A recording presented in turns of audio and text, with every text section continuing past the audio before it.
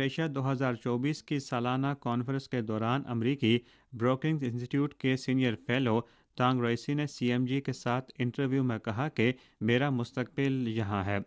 اس سال کے فورم میں دنیا بھر کے 60 سے زائد ممالک اور خطوں سے سیاسی، کاروباری اور تھنک ٹینک اسکالرز سمیت تقریباً 2000 نمائندوں نے شرکت کی۔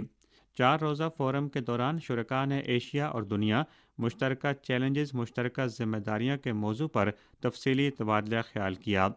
تمام فریقین نے چین کے مثبت کردار کو بڑے پیمانے پر تسلیم کیا ہے۔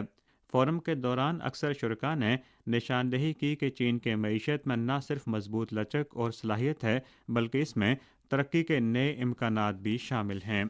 اس وقت نئے معیار کی پیداواری قوتوں کی ترقی چین کے معیشت میں ایک ہاٹ ٹاپک بن چکا ہے۔ اعداد و شمار سے پتہ چلتا ہے کہ ہائی ٹیک صنعتوں میں چین کی سرمایہ کاری نے کئی سالوں سے